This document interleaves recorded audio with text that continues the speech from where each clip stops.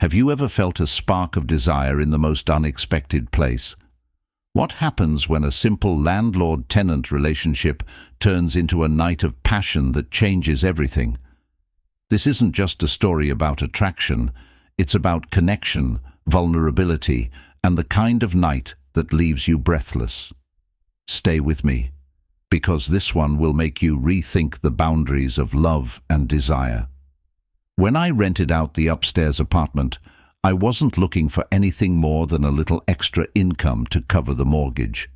The house was too big for just me after my divorce, and truthfully, I liked the idea of having someone around, even if they weren't technically living with me.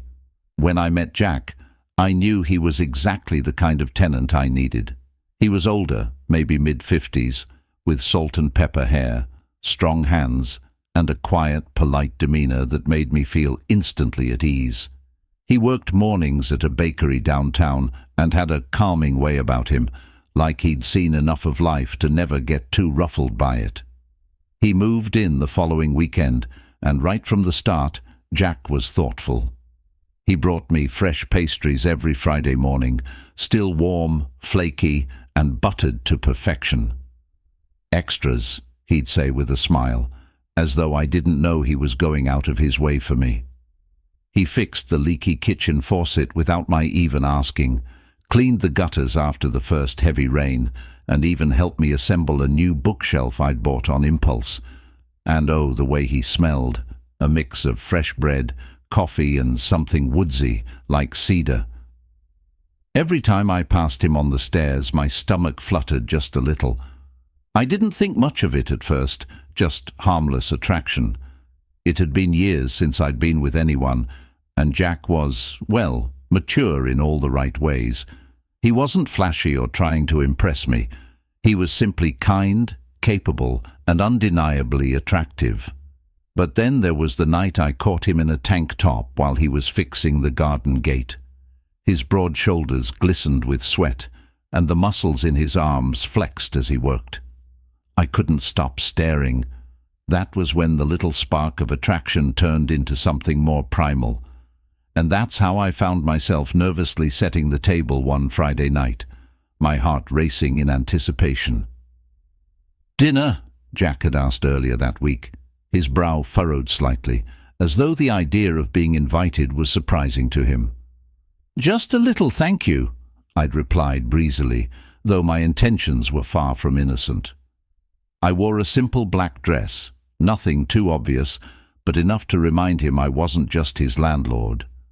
When he walked into the dining room that evening, carrying a bottle of red wine, I knew I'd made the right choice. His eyes lingered on me for just a beat too long, his Adam's apple bobbing as he swallowed. We ate, we drank, and we laughed. Jack told me stories about his time in the bakery, how he'd learned the craft from his grandfather, and the small joys he found in working with his hands. There was something so calming about him, so deeply reassuring, that I almost forgot my plan. Almost. By the time dessert was finished, peach cobbler he'd brought as a contribution, I leaned back in my chair, my heart pounding in my chest. I couldn't pretend any more. "Jack," I said softly, my voice steady despite the nerves buzzing under my skin, "would you like to stay a little longer?"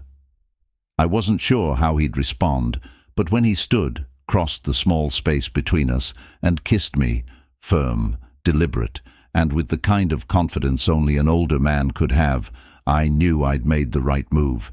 His hands were strong but gentle, pulling me into him like he'd been waiting for this moment as long as I had.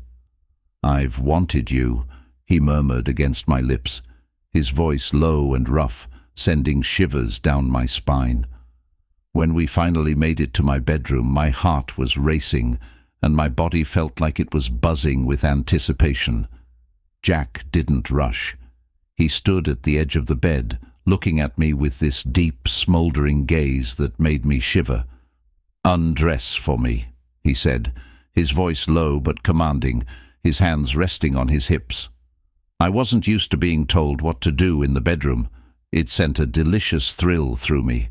My hands shook as I reached for the zipper on the back of my dress, Slowly, I slid it off my shoulders, letting the fabric pool at my feet. When I stood there in nothing but lace panties, Jack's eyes darkened. "Beautiful," he murmured, stepping forward and trailing a finger down my arm. "Lie down." He guided me toward the bed, his movements unhurried, as though he wanted to savor every second. His lips traced a path from the corner of my mouth to my jawline, lingering just below my ear. Each touch was deliberate, his hands exploring with a tenderness that made me feel both vulnerable and cherished. When we finally came together, there was no rush, just a steady rhythm that felt like an unspoken conversation between us. Jack moved with a quiet intensity, his hands cradling me as though I were something precious. The connection was deep, emotional, and overwhelming in the best way. When it was over, I lay there breathless, thinking surely that was the end. But Jack wasn't finished. As I rested on the bed, my body still humming from the first encounter, Jack's voice pulled me from my thoughts. "Come here," he said, his tone a mix of warmth and command. I sat up, and before I could process what was happening, he lifted me, settling me into his lap. His strong hands anchored me as I straddled him, my knees brushing against his thighs. The closeness was electrifying, and when he kissed me again, it was deeper, hungrier. His lips moved down the side of my neck, pausing at the sensitive spot where my pulse raced. I shivered as his hands roamed my back, drawing me closer until there was no space left between us. This time, his movements were more fervent, his grip on my waist firm as he guided me. There was a push and pull to it, a rhythm that built steadily until I couldn't hold back anymore. My hands gripped his shoulders as a wave of emotion and sensation overtook me. When it was over, I rested my forehead against his, thinking surely this was the end. But Jack still had that glint in his eye. The night was far from over. By the time Jack reached for me again, I was sure my body couldn't keep up. But his steady presence gave me a newfound energy. And when he guided me onto my knees, his hands resting lightly on my shoulders, I felt a thrill shoot through me. "Trust me," he murmured, his voice soft but firm. His lips found the back of my neck, and I melted under his touch. His hands slid down my sides, holding me in place with a strength that felt grounding. Each movement was purposeful, his body connecting with mine in a way that felt both intimate and exhilarating. There was a raw energy to this moment, but it was never rushed or careless. His lips returned to my shoulder, planting soft kisses as his hands steadied me. I could feel the tension building between us, each motion drawing me closer to the edge. When I finally collapsed onto the bed, my body trembling from the intensity, Jack leaned down and kissed the back of my hand, his breath warm against my skin. I was certain I couldn't move another inch, but Jack wasn't done. This time, he pulled me into his arms, his touch gentle and grounding. "Let's take it slow," he said, his voice filled with tenderness. He cradled me close, his body pressing against mine as we lay side by side. His fingers brushed a strand of hair from my face, and I couldn't help but marvel at the care in his touch. When he kissed me, it was unhurried, his lips lingering on mine as though he wanted to memorize the moment. There was a quiet intensity to the way he held me, his hands tracing soft lines along my skin. Each kiss was like a whisper, a reminder that this wasn't just about passion, it was about connection. I let myself get lost in the rhythm of it, the steady warmth of his touch, and the way his breath mingled with mine. When we finally reached the peak, it was gentle, like waves lapping against the shore. The first light of dawn began to filter through the curtains, casting a soft glow across the room. I was utterly spent, but when Jack reached for me, his touch was so tender that I couldn't say no. He pulled me onto my side, wrapping an arm around my waist and pressing a kiss to the back of my neck.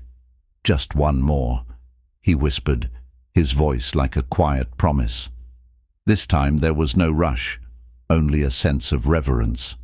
His hands rested lightly on my hips, guiding me in a way that felt both steady and safe. His lips brushed against my ear, his breath warm and comforting as we moved together.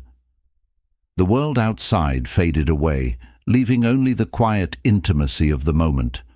When we reached the end, it wasn't with fireworks or fanfare.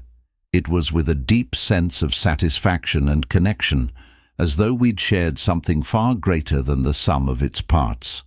When I woke up, the sunlight was streaming through the curtains, and the smell of coffee filled the air.